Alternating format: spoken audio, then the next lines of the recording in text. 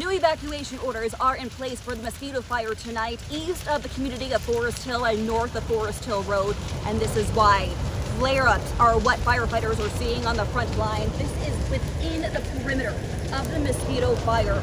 Conditions considerably hot, dry, fuel moisture is low, humidity very low, and it doesn't take much for flames to quickly kick off. Also, combined with all of this, we're experiencing high winds. Winds are becoming more and more gusty, which is making this fire even more unpredictable, erratic.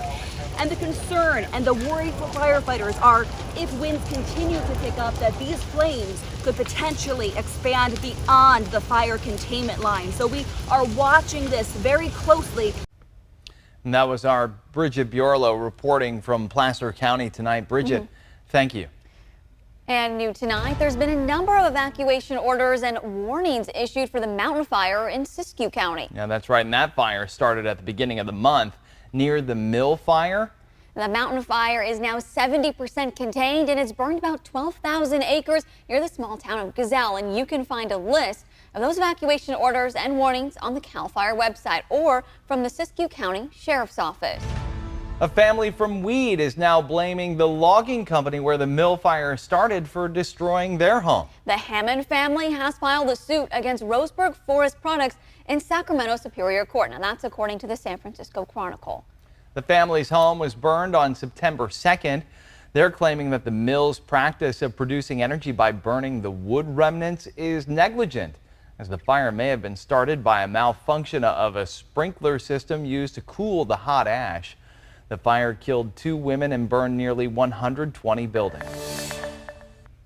Now, Devin, as we've seen these, wildfires breaking out, and some of them, much closer to home with the Mosquito Fire. Of course, our Bridget Bureau reporting there for us tonight. You were there as it broke out on Tuesday. Yeah, on Tuesday we went down to Mosquito Ridge Road, which is where this fire is getting its name from originally. And at that point, it was already coming up the canyon so quickly, surrounding us on all sides. So I mean, I understand what Bridget was saying with the spots just surging up right now with what we've seen from wind gusts anywhere from 10 to 15 miles per hour. But I do have some good news for us. Winds right now a little bit more stagnant, only 3 to 5 miles per hour. So this next 12 hours should really give our firefighters the opportunity to dig in here and really start to maybe make some groundwork and some stops as well. But with the Mosquito Fire and the fires that we've seen throughout California right now in the 2022 fire season, we have now surpassed the number of incidents of the 2021 fire season, but we are still well below the number of acres burned. So more fires,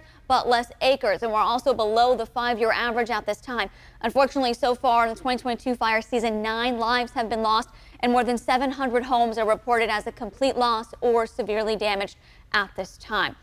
Let's go ahead and take a look at the vastness of the Mosquito Fire. This is what Bridget was talking about. These little pop-up squares that you're seeing down here, especially there a little bit above where you see it says Beller Station. Those flare-ups, those pop-ups, that's what fire crews want to control so there's not the spread. And then Foresthill, obviously a point of concern. When the fire originally surged up that canyon, firefighters making a really important stop there to protect the town as well. And our air quality has much improved with the onshore breeze. So the Central Valley just seeing haze, but unfortunately stagnant air over Tahoe, Reno, Truckee, leading to those cancellations. Let's take a look at the smoke as we expand out the haze, and then still poor air quality that we see. It's very unhealthy still in the Truckee, Reno area. Our current temperature, though, in Sacramento, 70. We see a little bit of haze there setting in the Gilmore backyard.